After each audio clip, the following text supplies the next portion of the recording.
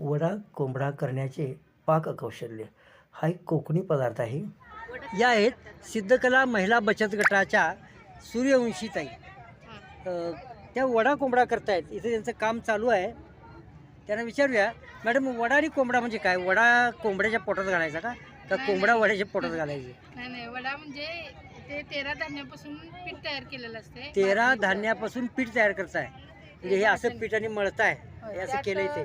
त्या पिठामध्ये आलं लसूण मिरची पेस्ट घालायची. म्हणजे पहिल्यांदा 13 धान्य मिक्स धान्य, करून भाजायची. त्यामध्ये गहू आहे, भरपूर धान्य देतात नाव. गहू, तांदूळ, बाजरी, मका, नाचणी, राजगिरा, मूग डाळ, मूग राजगिरा, मूग.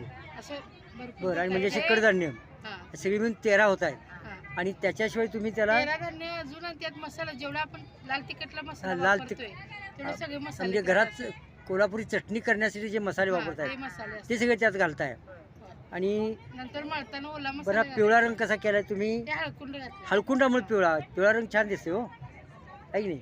त्यात आणि परत हिरवं तुकडे कसे दिसायचे?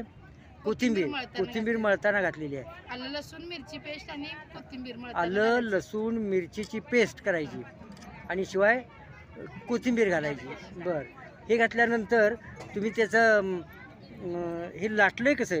हे छोटं कसं केलं लाटलंय असं गोल? ते पापडाचं हा, हे पापडाचं मशीन काय? बर, वा वा. हां, यातला हा गोळा घ्यायचा आहे बघा. आणि हे घ्या बरं. बंद केलं. हा गोळा केला का तुम्ही तयार? ठीक आहे, यापासून तुम्ही हा गोळा तयार केलात. आता बघू पुढं काय करताय. अरे वा वा, छान आहे की, सोपं आहे. अगदी सोप्या आहे की? म्हणजे तुमचं बघून आता आम्ही सुद्धा करायला हरकत नाही. हां, वडे तळायचं काम सुरू आहे. या पद्धतीनं हे वडे तळायचं काम सुरू आहे. म्हणजे या छोट्याशा वड्यामध्ये 13 धान्य आहेत वेगवेगळी. त्याशिवाय मसाल्याचे पदार्थ आहेत.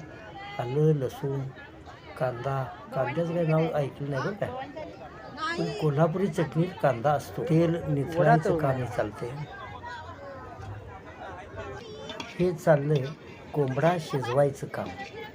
म्हणजे पहिल्यांदा मसाला घालून खोबरं, कांदा, त्याला फोडणी द्यायची, टोमॅटो आणि आलं लसूण पेस्ट, त्यानंतर कोथिंबीर, त्यात चिकन घालून ते या शिजत गोष्टी ठेवायचं. फोडणीच्या वेळी घालून त्यानंतर हे चिकन त्यात शिजवलेलं आहे, सुकच शिजवलेलं आहे.